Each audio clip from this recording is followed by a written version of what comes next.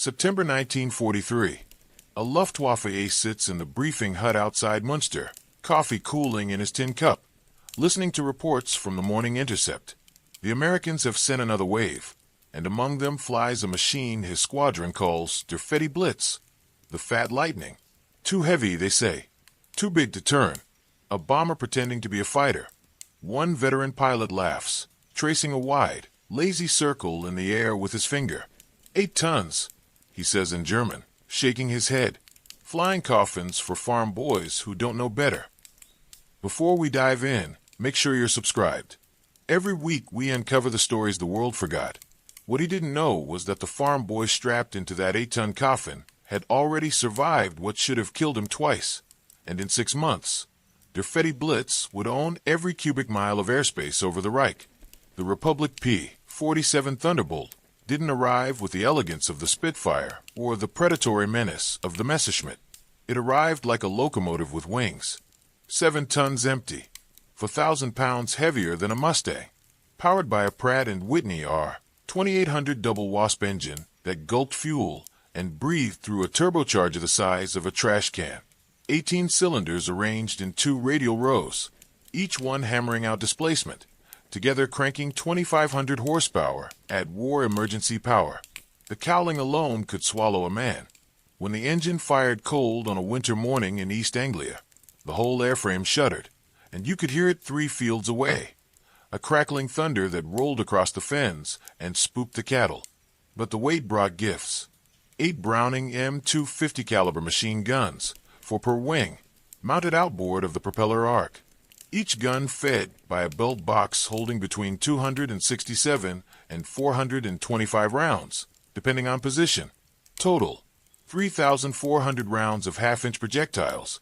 Rate of fire, 800 rounds per minute per gun. Combined rate over 6,000 rounds per minute when the trigger went down. The guns were harmonized to converge at 300 yards, creating a cone of destruction roughly 10 feet in diameter.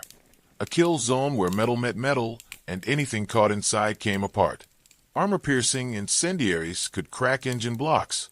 Ball rounds punched through aluminum like paper. Tracer rounds every 5th shot, so you could walk your fire onto the target and watch it burn. The Thunderbolt could carry that weight to 43,000 feet, higher than a Focke-Wulf could breathe, higher than most bombers cruised. The turbocharger made it possible, forcing thin air into the engine at altitude, keeping the cylinders fed. Dive speed, over 500 miles per hour in a straight plunge, faster than anything the Luftwaffe flew in 1943. Pilots called it going downtown. And once you pointed the nose at the earth and opened the throttle, nothing caught you. But turning was another matter. The P-47 didn't dance. It didn't flick into a barrel roll or snap around in a climbing spiral. It flew like you'd bolted guns to a safe and shoved it out of a cargo plane. Early pilots, trained on nimble fighters, tried to dogfight with it and died. They'd tangle with a Bf-109 at low speed, try to follow it through a tight turn, and find themselves hanging in the air while the 109 came around for a deflection shot. The Coffin nickname stuck. Training bases in the States lost pilots to spins, to crashes on landing when the long nose blocked the runway, to engine fires when mechanics couldn't manage the finicky turbo system. One instructor at Farmingdale watched a student auger in on final approach and told the next class, "This airplane will kill you if you fight it. Learn what it wants to do, or go fly something else." What it wanted to do was dive and climb. Energy fighting. The doctrine didn't have a name yet in early 1943, but a cadre of test pilots and squadron leaders figured it out through blood and trigonometry. You didn't turn with the enemy. You stayed fast and high. You picked your attack, came down like a meteor, fired in the convergence zone, and climbed back to altitude on sheer horsepower before the enemy could react. Boom and zoom. One veteran captain told his flight, "You're not a dancer. You're a sledgehammer. Hit once, hit hard, and get out." The first vignette of survival came over the Dutch coast in October 1943. Second Lieutenant Robert S. Johnson, 61st Fighter Squadron, 56th Fighter Group. 8 missions under his belt, still learning the airplane. He's flying escort for a bomber stream hitting Bremen when his flight encounters a staffel of Focke-Wulf 190s coming head-on. Johnson picks one, closes to 300 yards, and hammers the trigger. 50 caliber rounds chew through the FW-190's cowling, and the German fighter pitches down trailing smoke. Johnson pulls up into the climb, airspeed bleeding off, and that's when he feels the Thunderbolt shudder. Cannon rounds. A 190 he didn't see has latched onto his tail. 20mm shells punching through the fuselage behind the cockpit. He tries to turn. Too slow. The Thunderbolt mushing through the air. Another burst. The canopy spiderwebs. He can smell cordite and hydraulic fluid. His right leg goes numb, and he thinks he's been hit. But it's just his boot sole blown off by a shell fragment. Johnson shoves the nose down. The airspeed needle climbs. 200 knots. 250. 300. The 190 follows, still firing. Johnson's windscreen is frosted with cracks, and he's flying by instinct and peripheral vision, watching the altimeter unwind. At 5,000 feet, he's doing 400 knots, and the 190 is still back there. But the firing stops. The German is at his limit, his lighter airframe shaking in the dive. Johnson keeps the nose down until he's doing 460, then pulls back on the stick, feeling 8 tons of airplane grunt upward against gravity and inertia. The nose comes up. The horizon tilts. He climbs. When he looks back, the 190 is gone, unable to follow, unable to match the sheer brute force of the double Wasp dragging 7 tons of ventilated metal back into the sky. Johnson nurses the Thunderbolt across the North Sea, hydraulics failing, half his instruments dead, and sets it down on the foam-covered runway at Halesworth with 1 flat tire and 207 holes in the fuselage. The crew chief counts them. 207. The engine still runs. The Thunderbolt didn't just survive. It learned to kill. January 1944. The Luftwaffe has pulled back from the coast, consolidated its forces, trying to bleed the American bomber offensive over the interior of Germany, where the escorts, so they think, can't follow. A group of Bf-109s intercepts a box of B-17s near Ostersleben, coming in from below and behind. The classic bounce. They expect to scatter the formation, pick off stragglers, and dive away before the escorts react. What they don't expect is that the escorts are already there, 4,000 feet above, throttled back, watching. The P-47s of the 56th Fighter Group roll inverted and drop like anvils. Oberleutnant Franz Stigler, flying his 109 in the second swarm, sees the first Thunderbolt come out of the sun and thinks for a frozen instant that it's a bomb. The P-47 is doing over 400 miles per hour when it levels out 200 yards behind a 109 and opens fire. The sound, those 8 guns converging, is described by one German pilot who survived as a sheet of metal tearing in half. The 109 disintegrates, not shot down, disintegrates. Wings fold, fuselage breaks in 2, pieces tumbling through the bomber stream. The second P-47 takes another 109 before the Germans can react. Then the third. Stigler breaks hard left, his vision graying at the edges from the G-load, and watches a Thunderbolt flash past him. Too fast to follow, climbing away. He tries to pursue, pulls his stick back, and the 109 climbs beautifully for 3 seconds before the thin air robs it of energy, and it hangs, nearly stalling. Above him, the Thunderbolt is still climbing, turbocharger roaring, already 1,000 feet higher. Stigler rolls out and dives for the deck. In his post-war account, he writes, "We called them fat, and they were, but fat like a bear is fat. You do not chase a bear uphill." 5 109s lost in 4 minutes. 0 Thunderbolts. The bomber stream flies on unmolested. By spring of 1944, the Thunderbolt has shed its Coffin nickname and earned a new one, Jug. Short for Juggernaut. Some say it's because the fuselage looks like a milk jug. The pilots know better. It's because nothing stops it. But Republic Aviation and the Army Air Forces aren't content with survival. They want dominance. Enter the P-47 D-25, the upgraded model rolling off the line at Farmingdale and Evansville. Improved turbo-supercharger regulator, smoother and more reliable. Dive recovery flaps under the wings to help pull out of terminal velocity dives without ripping the tail off. Water injection for the R-2800, letting pilots push war emergency power for short bursts. 2,300 horsepower, climbing to 2,600 when you needed it most. Enough to claw another 2,000 feet of altitude or add 20 knots of speed in a straight line. The sound changes. The older models roar. The D-25 screams, a high metallic shriek from the turbo when you firewall the throttle. And every Luftwaffe pilot within 10 miles knows that sound by midsummer. They call it the Schrei, the scream. And then there's the range problem. The P-47 is a fuel hog. Internal tanks hold 370 gallons, but at combat power, the double Wasp drinks it down in 90 minutes. Early missions, the Thunderbolts can barely reach the German border before they have to turn back, leaving the bombers naked over the heart of the Reich. Engineers respond with drop tanks, unpressurized steel or paper composite tanks slung under the belly and wings, holding 75, 100, even 150 gallons of fuel.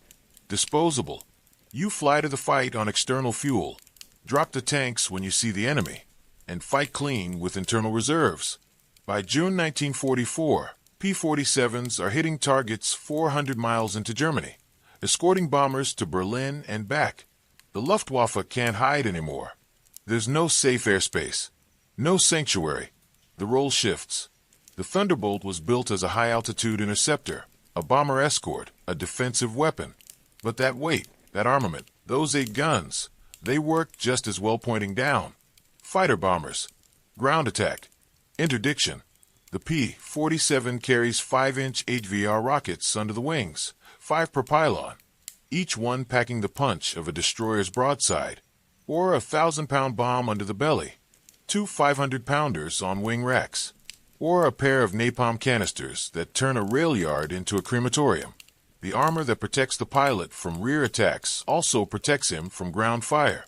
The radial engine can take hits that would drop an inline Merlin, cylinders blown out, oil streaming, and the double Wasp keeps turning, rattling and smoking, dragging the pilot home.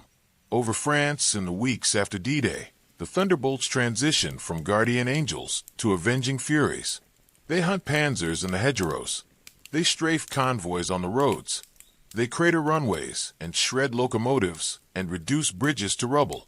8th Air Force records show P-47s flew over 130,000 sorties between D-Day and V-Day, more than any other Allied fighter.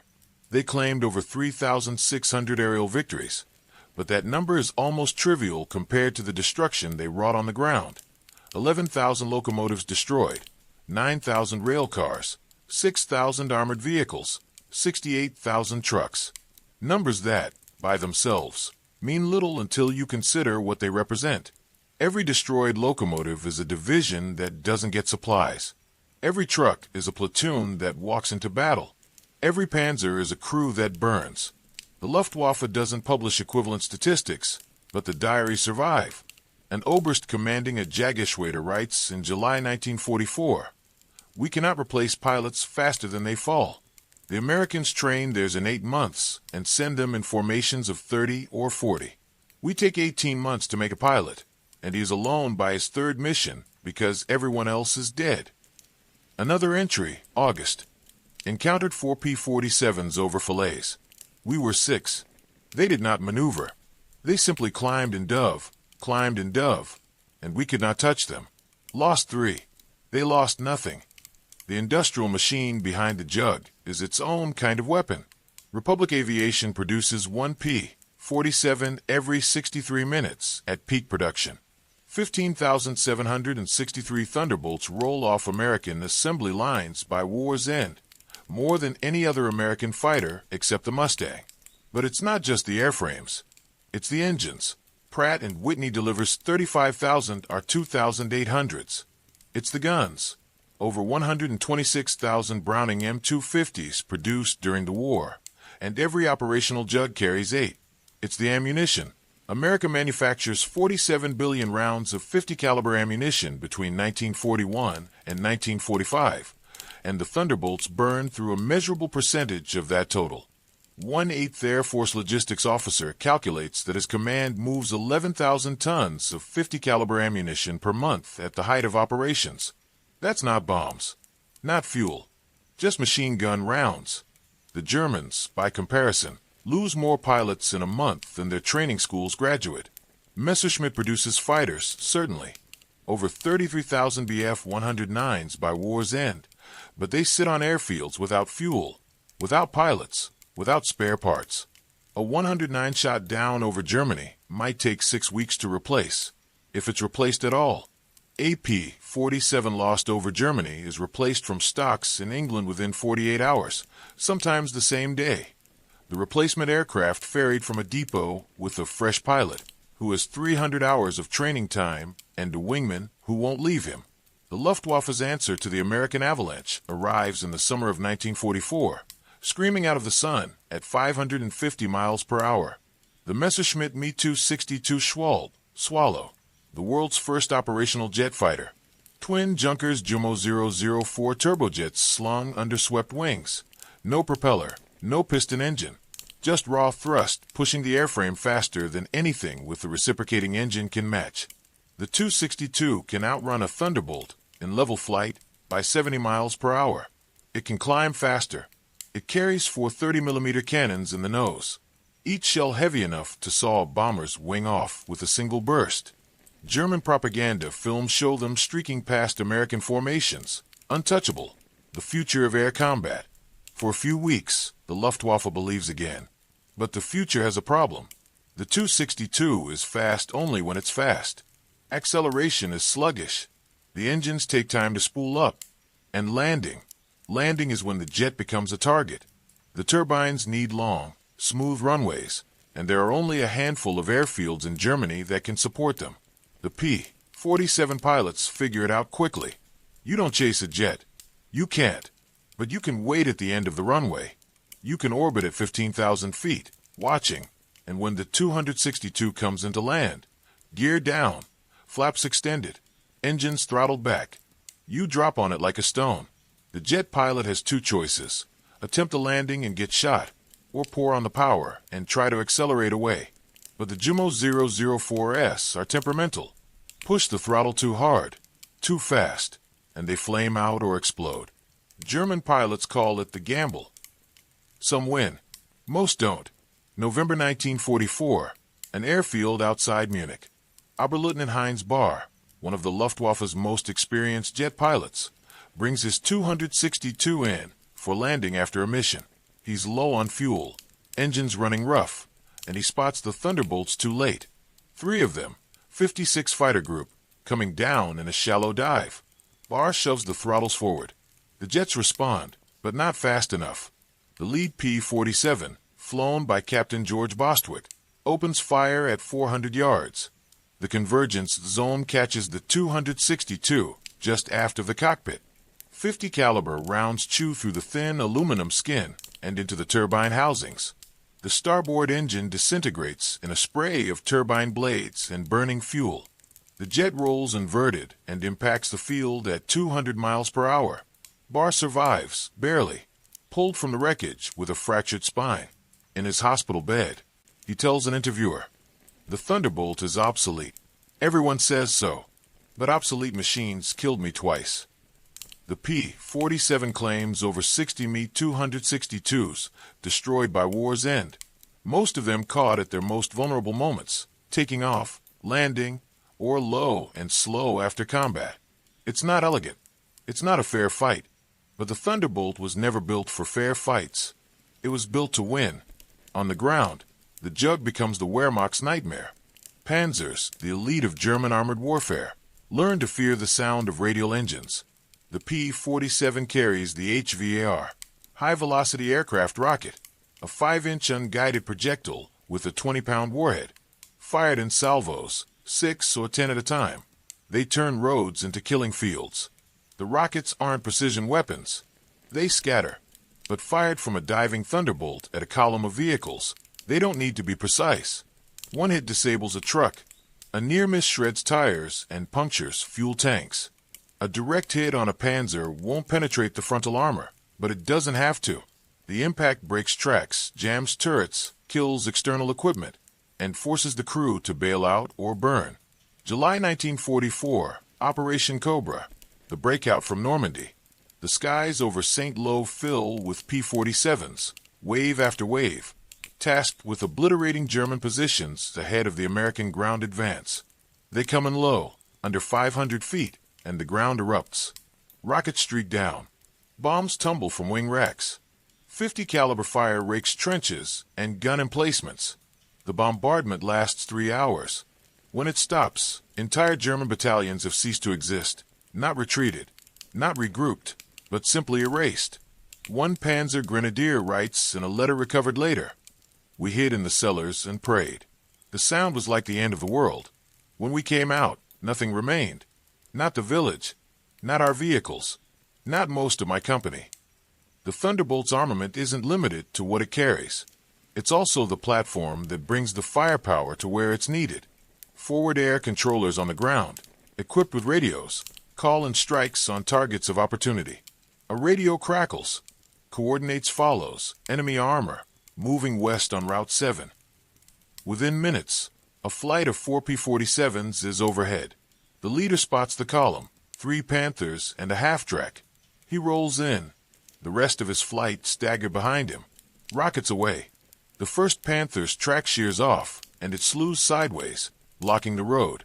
The second P-47 drops a 500-pound bomb that lands 10 feet short and flips the half-track onto its roof. The remaining Panthers scatter into the tree line, but the trees don't save them. The third and fourth Thunderbolts make gun runs, 50 caliber rounds punching through engine decks and rear armor. One Panther catches fire. The other sits immobilized, smoke pouring from its vents. Total time from radio call to destruction, 6 minutes. The Luftwaffe, by late 1944, has effectively ceased to exist as a coordinated defensive force. Its pilots are inexperienced, fuel is rationed, and the aircraft that do get airborne are outnumbered 10 to 1. But numbers alone don't tell the story. It's the inevitability. A German pilot who survives his first 5 missions is an anomaly. He might encounter Thunderbolts on every one of those missions. He might survive the first encounter through luck, the second through skill, the third because his opponent ran out of ammunition. But the Americans come back. They always come back. If one P-47 breaks off, there are 3 more behind it. If a squadron takes losses, replacement aircraft arrive the next day. The German pilot, if he's shot down and bailed out, might wait weeks for a new aircraft. If a squadron is decimated, it's disbanded and the survivors are folded into another unit that's also understrength. The arithmetic is brutal and inescapable. Operation Bodenplatte, New Year's Day 1945, is the Luftwaffe's last desperate gamble. A mass strike against Allied airfields in Belgium and Holland. Over 800 aircraft launched in a coordinated surprise attack. The goal: destroy Allied aircraft on the ground, cripple their air superiority by time. The Germans achieve surprise. They strafe dozens of airfields. They destroy or damage over 300 Allied aircraft, many of them caught parked in neat rows. For a few hours, it looks like a success, but the cost is annihilating. The Luftwaffe loses 277 aircraft in a single day.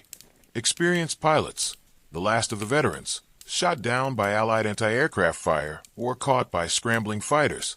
Among those fighters, P-47s from the 366th Fighter Group, which intercept a formation of FW-190s over Brussels and shoot down 11 in 20 minutes. The Luftwaffe doesn't recover. It can't. The Americans replace their losses within a week. The Germans never replace theirs. A staff officer at Luftwaffe High Command writes in his diary, "Bodenplatte destroyed us. We traded pilots we cannot replace for aircraft the enemy will forget they lost." By March 1945, P-47 squadrons are flying interdiction missions deep into Germany, hitting anything that moves: trains, convoys, river barges, even individual vehicles on back roads. The 8th Air Force logs over 7,000 sorties in a single month. The 9th Air Force, dedicated to tactical support, flies even more. The numbers become abstractions. Pilots stop counting their individual kills after a certain point because there are too many, and it doesn't matter. What matters is that the German army can't move, can't reinforce, can't retreat in any kind of order. The Thunderbolt owns the daylight, and anything caught in the open dies. The scoreboard, compiled after the war, reads like an industrial accident. 15,683 P-47s built. 3,752 aerial victories, credited to Thunderbolt pilots. German, Japanese, Italian aircraft destroyed in the air. But the air war is the smaller story. Ground targets destroyed or damaged by P-47s in the European theater alone. 86,000 rail cars, 9,000 locomotives, 6,000 armored vehicles, 68,000 trucks, 9,000 enemy aircraft destroyed on the ground, 132,000 sorties flown. Loss rate, less than 1% per sortie. For every P-47 shot down, the Luftwaffe lost 10 aircraft. And for every Luftwaffe pilot killed, the Americans trained 2 replacements. The Pacific numbers are smaller, but no less decisive. The P-47 arrives in the Pacific theater later, in 1943, and operates primarily in the ground attack role. Over the Philippines, over Okinawa, over the Japanese home islands in the final months, the Thunderbolt proves just as lethal against Japanese aircraft and ground targets. The ruggedness that kept pilots alive over Europe, armor, redundant systems, the ability to absorb damage, works just as well against Japanese flak and fighters. One pilot in the 5th Air Force survives a ramming attack by a Japanese fighter, the enemy's wing shearing through his horizontal stabilizer. He flies the crippled Thunderbolt 80 miles back to base on asymmetric thrust and lands it with no elevator control, steering with throttle and rudder alone. In the final accounting, the P-47 flies more missions than any other American fighter in World War II. It drops more ordnance, it destroys more ground targets, and it brings more pilots home. The survival rate for Thunderbolt pilots is among the highest of any fighter aircraft in the war, a testament not just to the plane's durability, but to the doctrine built around it, the training that emphasized energy and positioning over dogfighting, and the industrial base that ensured every loss was replaced before the enemy could capitalize. Today, a P-47D sits on a museum floor at the National Air and Space Museum in Washington, D.C. restored, polished, its olive drab paint gleaming under soft lights. The placard lists its specifications: weight, armament speed. School groups walk past, glancing up at the broad wings and the massive engine cowling. The docents tell stories about durability, about pilots who brought them home on one engine, on no hydraulics, with half the tail shot away. But there's a quieter story, one preserved in the archives, in a document recovered from a Luftwaffe interrogation center in 1945. An unnamed German pilot, shot down and captured, is asked about American fighters. His response is translated and filed. The Mustang is faster. The Lightning is more heavily armed. But the Thunderbolt? The Thunderbolt is the one you cannot escape.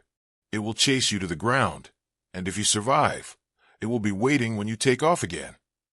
The sky over Europe, from the beaches of Normandy to the smoking ruins of Berlin, belonged to many aircraft.